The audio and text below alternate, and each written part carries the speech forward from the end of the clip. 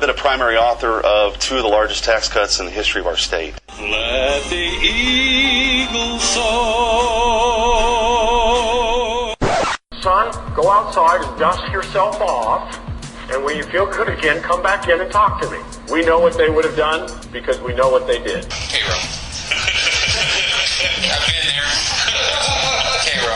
We are going to fight for Missouri values. We are going to defend life, and we are going to protect our constitutional rights. What I am trying to do to simply make tomorrow just a little bit better than today. Hey there, this is Rachel Herndon-Dunn, editor of the Missouri Times, here with my lovely #MOLEG Podcast co-host Becky Lohman, and of course Ben Peters of the Missouri Times is begrudgingly here too. The summer of the staffer is now over, and now we're on to the autumn of the attorney. We had Chuck Hatfield on the last episode, and on future episodes, tune in for House Counsel and Federalist Society President David Welch. We've got Blitz Barjay superstar Mark Ellinger coming on, and downtown Jeff City legend and fellow Blitz attorney Stephanie Bell, amongst others. But on today's podcast, sponsored by the St. Louis Regional Chamber of Commerce, we have one of Ben's favorite sources and translators of all things legal, Rich AuBuchon. Welcome, Rich. Good morning. Glad to be here. Now, Rich, you have had a career that would make almost any college Republican bow down to you. So you've been at the Chamber. I haven't had any yet, I can tell you that. I'm going to connect you. It's going to be good. You worked for the Chamber, you worked for Lieutenant Governor Peter Kinder, Governor Matt Blunt, OA, and more. So according to my article that I wrote almost exactly 3 years ago, you just passed your 3rd year of doing your own thing. That's right. Congratulations. It's been good. So you're a lawyer, but you're also a lobbyist. What does that mean? Well, that means that I can complete the full circle. So a lot of times, with legislative issues, we work with counsel, outside counsel. I just speed that process up. So for a lot of folks that work in the Capitol, they may have drafted legislation that might have taken 6 months to get there. Then they work with their lobbyists, then they work with everywhere else. Yeah, I just complete that loop a little bit faster. I still practice law outside the Capitol. So, I mean, I'd represent companies and nonprofits and other folks in court and throughout Missouri. Interesting. So one of the issues you worked on that I know of, and I recently heard that the best lobbyists don't disclose their cards of what their end game is, and now I'm very suspicious. And the best politicians too, I think. Always keep what you care about private, because then you can be destroyed by sharing that information. So now I'm very suspicious of all of you. So this will be a half true answer. Yes, it's going to be a half true answer. You were involved in the tort reform from this past session. You bet. And so what was passed, and how has that changed the legal landscape in Missouri? Well, I would tell you that what passed last year will take several years to have an impact. And it's fair to say that moving the legal world by legislation is a lot like turning a carrier. It takes a while. And one has to have enough patience to make sure you make the full turn. So, issue dealing with expert witnesses, for instance, let's take that for instance. First, you have to have a case that actually impacts. You have to have an issue that is relevant and ripe. Then you have to actually put it into practice. That could take a couple of years for that to really make a difference, or it could take a month. An issue like collateral source. Okay, most folks who look at these kinds of things, they don't see these in their daily lives, but that if you have insurance and you pay for insurance, which everyone in this room certainly does, and throughout Missouri, you've got auto insurance, your rates are increased by those types of things. And it's ghost. You don't really know where it is, but there's an extra dollar here, an extra dollar there. That could have an immediate effect on cases that have been filed just as recently as August 28th. That may also be a procedural issue, so there'll be fights over those kinds of things. What we've seen over the past few years is that when a piece of legislation such as expert witness, collateral source, you name it, it goes into law, there's almost certainly a challenge. So, they're trying to find, enterprising lawyers are strong for their clients. They're trying to find the loopholes, right? So it takes a while to make sure that the language is written correctly.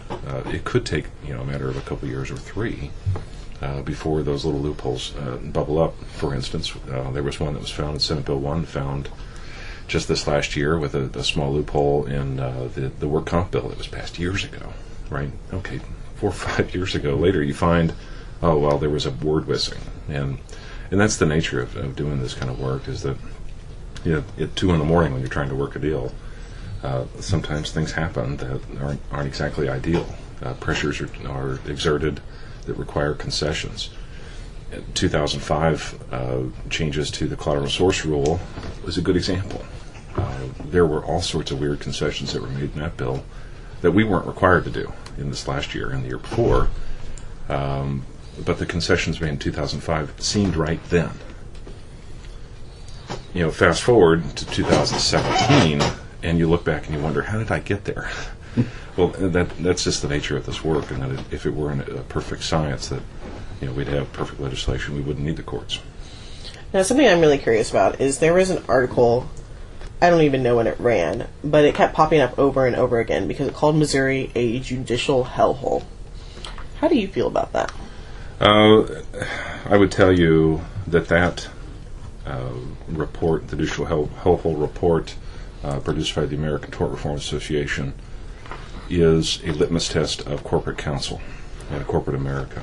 So the U.S. Chamber recently issued another statement regarding Missouri, listing Missouri as 49th in its legal environment. Why is that there? That is corporate America telling the rest of America that they don't have the confidence in Missouri. Now, everything that I've heard from corporate America in response to the changes that were made last year and the changes that are proposed in years to come is very positive. Again, it takes several years for those things to take effect, and legislation that's put into effect now, again, years down the road, may change corporate confidence. But I can tell you right now, everything I'm getting as far as feedback is positive from folks throughout the country. Well, and we're talking about that 49th ranking there. Whenever I was writing up a story on that, everyone that I was talking to was saying that the things that had been passed during that session this year was not taken into account in terms of determining whether Missouri is 49th. So that number probably could change, probably will. I mean, it's just kind of based on what takes effect and then, what's in effect whenever you're trying to pull your data to make that kind of decision. So, and let's point out one of the issues that made St. Louis, i.e. Missouri, the judicial hellhole, pursuant to the American Tort Reform Report. That was the venue law. We just, within the last 2 weeks, saw a report or decision from the Missouri Supreme Court that essentially said that even if your venue statute is drafted properly, even if you've done everything correctly and you've made a good challenge to venue, the standard is so high to actually overturn that, and that was the Abbott decision, that made its rounds to the ranks. I was in Chicago at the time, and I got it within 30 seconds. I mean, people were really paying attention to that. Venue in Missouri is a real problem, and certainly couldn't pass the bill last year, pursuant to all the changes and issues that came up in that bill, but that issue hasn't gone away. That's what made Missouri the top of the chain for judicial hellhole. I don't see that changing, frankly, because there are thousands of cases that are filed in Missouri and St. Louis that frankly shouldn't belong there. It's not only a jurisdictional issue; it's also a venue issue, and so that issue is going to be back. So, what future changes do you think the legislature should or could tackle in coming sessions to maybe increase corporate confidence? Well, the issues that I think have been discussed most, and certainly 2017 saw some big changes, right? Employment law was a massive change. Certainly a lot of opposition to that bill, but by and large, employers throughout Missouri breathed a sigh of relief from that legislation change. Certainly a very emotional issue for a lot of people involved in it. Big splash kind of issues, though. I mean, what landed Missouri in the top of corporate America with general counsels and folks that are executives in companies that make hiring decisions, venue was one of those. So big splash issues that resonate with folks, I think, are going to come back next year. And so punitive damages. In Missouri, we don't have a cap on punitive damages.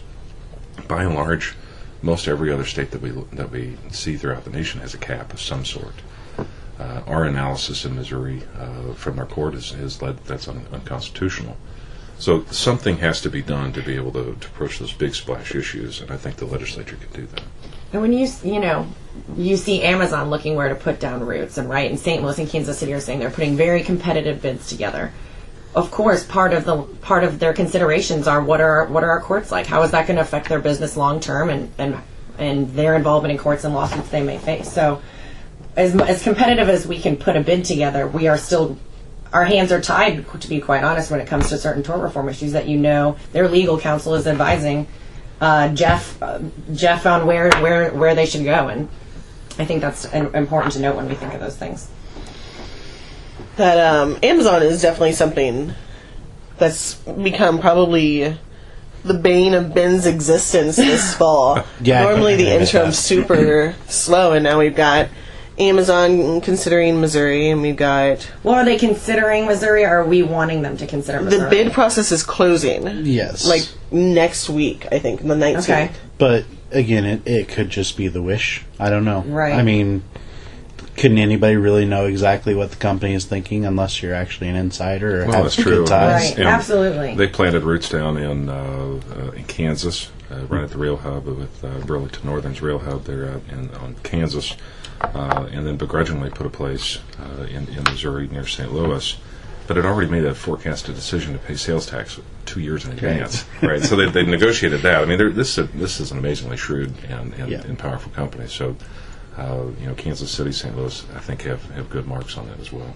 You have to wonder, though, with everything going on in St. Louis. I read a very compelling article about why they should choose St. Louis if they really were invested in re-energizing communities. St. Louis would be a perfect opportunity for that with the long-term economic impact. But do you look at that as a company from a pure dollars and cents perspective and say, this city's in turmoil, we should invest there?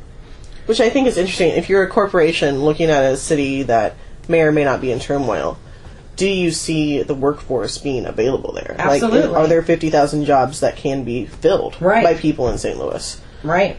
Well, there's certainly the green space. We talk about capacities for airports. We worked with China Hub for years to the China Hub Commission to try to get more trade with China directly through an airport route. 2 flights that actually made their way and landed into St. Louis for that. Kansas City looking to expand their airport. Rail hubs in Kansas City, St. Louis are great. So I mean, you've got those kinds of things. You've got great infrastructure. Otherwise, look, I think Missouri's educated workforce is strong. You see that with other states; they're stealing our talent. Certainly, if you're on the border of any state around us, people want to live in Missouri and work elsewhere. Well, why is that? It's because the jobs that the companies have put roots just outside our borders. And they're taking the folks who otherwise live here, who educate here, who have their kids live here, to go 15, 20 miles over the border. The reason being is Missouri's a good place to live. I think it has a great opportunity for a company like Amazon to come in. I'd love to see it. Well, both Kansas City and St. Louis have a lot to tout whenever they're talking about reasons as to why it should be considered. And, I guess the whole thing of the spirit of being an American entrepreneur is looking at a situation and thinking that you can do something better or you're going to make it where somebody else couldn't. Well, and clearly Jeff with Amazon is a visionary, right? I mean, that plays into his whole narrative and certainly the culture of that company. So it's not outside the realm of possibility for him to see opportunity where others might not and really reinvest in the folks in Missouri in the middle of the country. Well, and our family roots are, St. Louis, with AuBuchons in St. Louis and St. John, but most of my clients now in St. Louis and Kansas City. Boy, Kansas City's really got a lot to offer. What an amazing city that they've got there. Not only infrastructure, but also Google Fiber. I mean, you name it. I mean, they've got it. Yeah.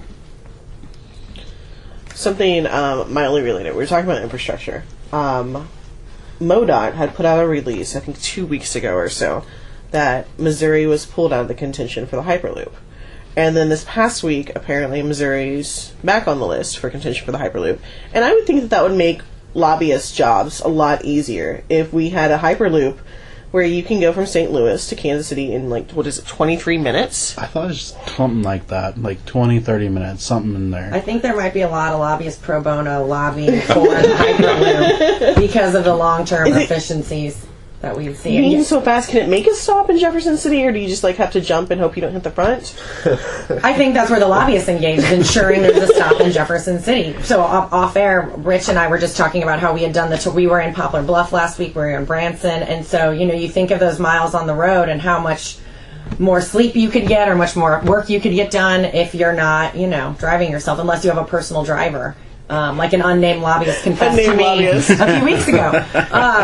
So yeah, I think there's probably a lot of excitement and honestly elected officials too that maybe Speaker Richardson lives in the Boot Heel. I'm sure he'd love a Hyperloop, be able to drive up to St. Louis and get to Jeff City instead of, that 4-hour trek that he has to face so often, right? Yeah, but you get to go through the woods, and that's just a gorgeous drive. I mean, the Hyperloop doesn't. You can still drive through the woods if you feel like you're too on top of your sleep and your work. You can always drive yourself. There's nothing stopping you from doing that. Nothing stopping you. Well, but the advent of rail.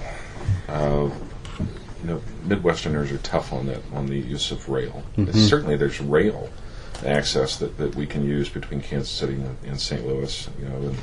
And Amtrak has got a high-speed line between St. Louis and Chicago, and they can with speeds up towards 100 miles an hour or whatever, so to make the trip an hour and a half faster. The cost is so great. I wonder if they could actually make that work. Mm-hmm. We talk about transportation issues all the time here as big box kind of issues. Gosh, we can't even get another lane on I-70. Are we really going to add a high-speed rail? Right. It does make you wonder. I mean, certainly there's a lot of credibility to making it happen. I'd love to see something like that, even a low-speed rail, right? Make it a medium-speed rail, medium speed, something, right? I think it would be great for the state. I think it's kind of interesting. People on the left side of the aisle regularly want to point to Europe and Japan for models on some programs they have. But Europe and Japan have both had infrastructure programs like this for at least a decade. And it's so interesting because their countries are so much smaller and they're so connected. And it's interesting to see Missouri start to be well, maybe that is a good idea. And I think that's something voters might be appealed by. I feel like we like to sit back and see what other people do in Missouri. See if it... Show me, right? Show me that it works, and then we'll consider it decades later. We as Midwesterners are so attached to our cars. Yes. I mean, what's the first thing? That's the culture, right? Every 15-year-old is dreaming about their first car. Mm-hmm. And what are they going to dream about their first bus pass?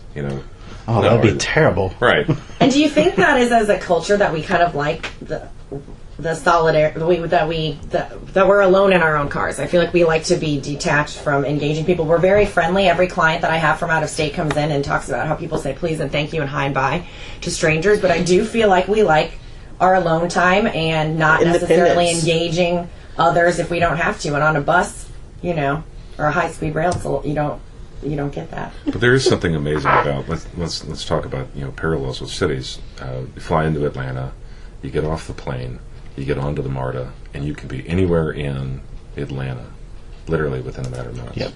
And back home, the same route. And that's something that Kansas City, St. Louis, yes, we talk about mass transit programs. St. Louis has it. Kansas City wants it. But is it something that we're willing to pay for? Because certainly it's a life change. Maybe on a future episode we'll talk about Kansas City's infrastructure system, which is actually very interesting based on the amount of emails I get from both sides. But something very important that I know our listeners all around the state will be very interested in is every April the legislature and the people who work in the Capitol come together and they do an annual legislative softball tournament. And I think it raises money for charity. I don't know who manages that. But Rich here seems to always be the star of the home run derby. Well, they didn't have it last year, right? They did not have it last year, but the previous because they years... figured, what's the point? Did they just give you the award? That might be the case. They just said, what's the point to embarrass all these people? There are so many other good players, though. I mean, that's not fair. But that's what the stars always say, right? It's a team effort sort of thing. But now, we didn't win the tournament last year. I was on maternity leave, so I'm just going by what it what I went hear. a lot faster. Well, the governor's team won the tournament. The Governators, right, won the tournament. They were I don't a great know. team. Are we allowed to talk about that as a Scott Vaughn publication? I don't know. I don't know. As far as we're concerned, Well, you guys talk amongst yourselves. we've got the wins every year, as far as we're concerned. So, what is your background that you're good at legislative softball? Specifically, like I don't want to say you're a pro baseball player, but legislative softball. Well, I you're actually definitely a played star. basketball in college. I probably should have played baseball, but for whatever reason. I'm all for supporting a legislative basketball tournament because I'd actually play in that. So there is a group of legislators and lobbyists that go play basketball, I think, Tuesday nights. I wish I heard. could keep up. I've I hurt my heard. Achilles years ago, and Interesting. I have let the other folks play because Let the little folks. well, the other folks. I mean, I don't want to hurt myself to the point where I can't walk around here. I mean, this is crazy. I mean, I've given up on the advent that I'll ever be a pro athlete, and that's maybe why softball comes into play. All the guys that used to play baseball and used to play other sports, we That's their play fallback. once a week, Yeah. and we have a league that we play in the summer down here with a group of guys from the Capitol, and it's fun to go out. I didn't get a chance to even play once this summer. I've been so busy. You can't complain about being busy. That's but. There are other pressures that go with that, with just family and other things. So. Well, you got a point there. With the way things have gone this summer, I only managed to play 2 games. So it's like... That's really rough. Little special session action that Yeah. changed everything. The dynamic's been different in the Capitol, and really the interim wasn't an interim. And that's Right. okay. I feel just like it a- hasn't hit until like maybe this week. Yeah. This has been the first week, this year at least, that I've been like, I'm out of stories for y'all. But we are actively meeting. I think the lobby corps is actively meeting with legislators now, talking about legislation for next year. You talk about issues for 2018. We're already working on them. And those issues have been in the books in writing for at least maybe a month or two. So We won't tell you what they are on air. they're big issues. It's time. We have Becky has 5 questions. 5 do it. questions. To get to know you better. To get to know you better. First question. What skill would you like to master? Fly tying. I'm sorry, what? Fly tying. So back when I was a Expand. kid, I learned how to fly fish. I caught my first trout at Roaring River down near Arkansas on a fly rod, on a fly that my dad made. And it was a little fly made of peacock herl. And you're looking at me like an alien, but this is real. You didn't get to do that in Branson this past... I didn't get to do it at Branson. You didn't have a ton of free time. I'd like to spend more time doing that. We used to fish all the time here in Missouri. It's a wonderful place for trout. I lived out west. The streams here are just as good. It really is. Interesting. For our new listeners, we're sitting here with Rich AuBuchon. He's a very talented lobbyist, a very talented attorney, very, very knowledgeable of just institutional knowledge of Missouri politics over the last decade. And he's also apparently a very talented athlete. And I just want everyone to know that of the 5 questions, the first one he tells us that the talent he wants to work on is fly tying for fishing, which my first interaction with that was actually like a few months ago whenever Ozark came out. I didn't even know you could go fly fishing in the Ozarks. I just thought you just got on boats. It's awesome. I had to Google it. I was sitting there watching Ozarks on like Netflix, Googling whether you could do things around the Ozarks or if they were just that bad at Hollywood producing. Well, it showed a lot of things you could do in the Ozarks that weren't very flattering for That's the true. Ozarks. Yeah, I didn't even know Missouri There was a had ton of strip clubs activities anymore. you could do in the Ozarks. I thought we got But I think that if I had the time compelling. to learn more of that would also mean that I would have time to go fishing and things like that. Yeah, I'd love to do that stuff. Fly fishing. Okay, second question. Second question. So you are a great attorney, you're a great lobbyist, you could be a pro athlete if you wanted to Sure. be. So what job would you be terrible at? Welder. Look, Have you tried I've tried to weld. Okay. It is Talk not about real easy. It is not easy. No, I would never. There are a multitude of skills that I try to practice at home that I learn every day that I'm terrible at, and that's one of them. You try to weld every day. No, not every day. No, Okay. No. You talk about But little often jobs. enough that you're frustrated by welding. I'm very frustrated by welding. Welding is hard. I'm a redneck at heart, so we've got a farm here in town. I've seen my husband try to weld something, and I thought it was easy, and it is not easy to I weld. haven't not let easy. my It's not easy husband to weld. and it's dangerous. And I mean, there's a legit blindness concern there. Well, yeah. Right? I mean, but that's very rare that, like, things that you do... These are real skills. I mean, Right, that right. other people that practice them, makes you we should pay appreciate, them. yes. We should pay them to do it because they are good at it. Yeah, there you go. Well, okay. Well, that just shows how good you are at everything. That you're like, welding is the obscure Welding's job that I would not be good at. Okay, this is the third question. This is one I thought up. Do you think aliens exist? Absolutely. Correct answer. We're gonna have you back. We're gonna have a special conspiracy theory podcast, and we'll have. You know, it's weird. Like, after we finish the Autumn of Attorneys, I think I would like to have some of our guests back on the show to revisit some of the fun questions, because there's so many people in agriculture in Missouri. If there were aliens, and if they had visited Missouri, or even the world, they would have visited Missouri. And I feel like someone would tell us about crop circles, because I feel like that's definitive proof of aliens.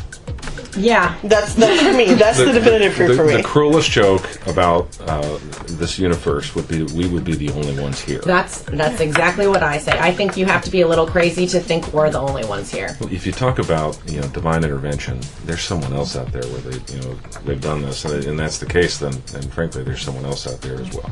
Yeah.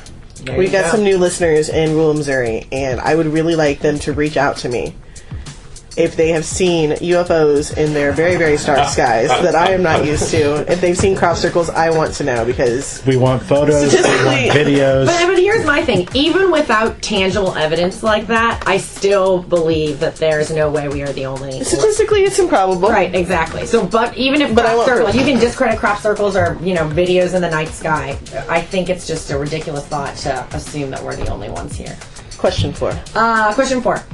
Who has impressed you most politically in Missouri with what they have accomplished? Oh, gosh, that is really charged and goes back a long time. Because you've got a great pool of candidates, right? You've seen a lot of people have immense success. Some really talented people. And maybe we don't talk about folks that are currently around, but it's fair to say Kinder. Mm-hmm. And there are a lot of other folks. Don't get me wrong, but we wouldn't have the majorities that we have now as for Republicans if it weren't for a guy like Kinder and for Catherine Hanaway as well. Jetton was right there with him. Don't get me, but Kinder is one of the most amazing guys as far as talent that I've seen. I watched him do a speech one time. We were literally at the DoubleTree. We tried to write it for him. He wouldn't do it. He literally broke into a quote from Churchill and remembered verbatim. And I'm telling you, remembered verbatim this speech that Churchill gave about education. And he made it perfect and just dropped it right there. He had the best speech I've seen him do, literally in the DoubleTree Hotel with 200 people watching, and I was just amazed. Here was this guy. I said, for gosh sakes, he just dropped this huge thing in about Churchill at this reception. Did he do a mic drop afterwards? He could have done it. That could have been a mic drop. But there are so many other talents out there. It's hard to. I wish I could give a better answer on that, but I think talent for Kinder is solid. Question 5, last question. You are born and raised in Jeff City. Right. What is the furthest that you've traveled from home? Furthest that I've traveled. Or is it farthest? Farthest or furthest? What's the correct? I'm putting you on the spot here. Let's just go either or. Either or, yeah. We traveled a lot as a kid. Yeah. So we made trips to Seattle and Maine, and those are pretty far in the U.S. We've been outside the country a little bit, but not, maybe not as much as some. But you're busy here in Missouri, right? Extremely busy for Missouri. So, we got 4 kids, and it seems like You don't even have time to learn how to fly fish or what. I've got the basics down. I just need to do more. You need to be a better welder and a better fisher, and then we'll talk about international travel. I wish. I've been to Mexico. Maybe that's as far as. Mexico's the farthest you've been. In Audrain County? No. Puerto Vallarta, probably. Right. Yeah, there you go. There you go. Well, again, Rich AuBuchon, legal extraordinaire, thank you so much for joining us for the Autumn of the Attorney series on the #MOLEG Podcast. This has been Rachel Dunn of the Missouri Times, and I thank you very much for listening.